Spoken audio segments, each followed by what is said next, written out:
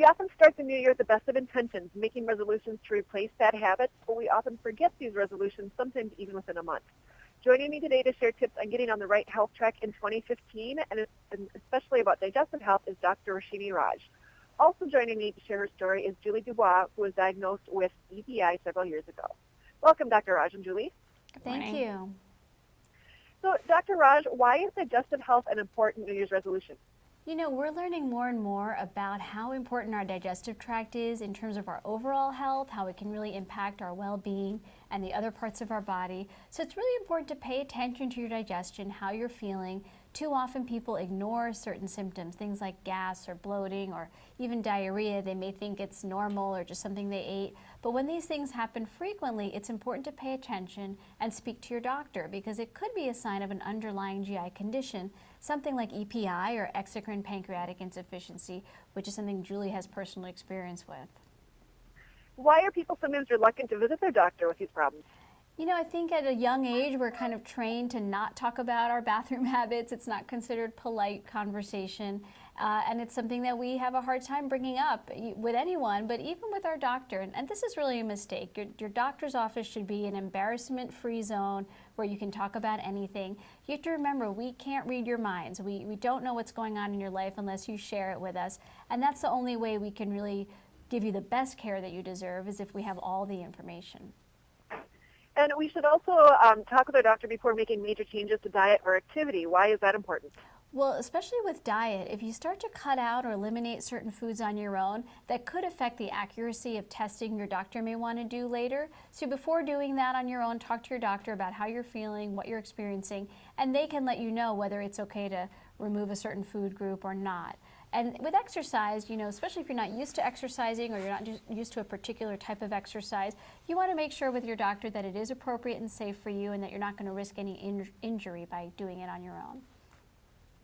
Now, you mentioned EPI. Can you share a little bit about what it is and what some common symptoms are? Yes, so EPI stands for exocrine pancreatic insufficiency, and it's basically a condition where your pancreas is not producing adequate amounts of digestive enzymes.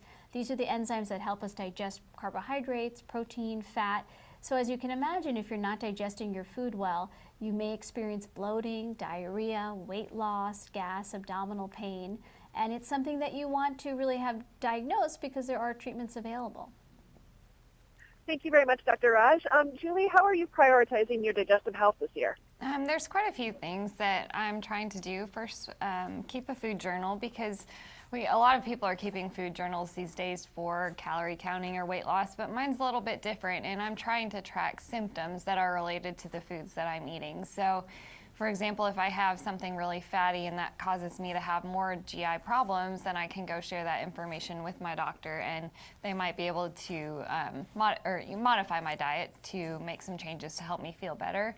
Additionally, I'm trying to exercise more, which we're all seeming to do these times of year, but it really does help with stress level, and there's a really big connection between your stress level and your digestive health. So that's something that's really important to me, and also getting enough sleep, which is really difficult. We're all busy. We all have, too many things to do in each day, not enough hours. But if you can even go to bed a little bit earlier, that can really help, and it really has helped me to feel better if I get enough sleep.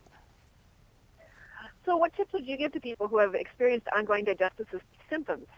I think initially they really need to go speak with their doctor, have an open conversation, because like Dr. Raj said, if you don't have an open conversation with your doctor, they won't have all the information they need to properly help you.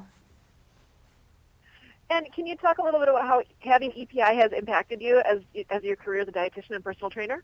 Well, a lot of the things that I tell my clients to do, like eating right and exercising, are things that I implement on my own. And when I got sick, I wasn't able to exercise as much, or, even eating caused me pain. So these things I can actually use to manage my lifestyle to feel better, exercise again to reduce the stress level, and eating the right things so that I don't cause more problems than I already had before.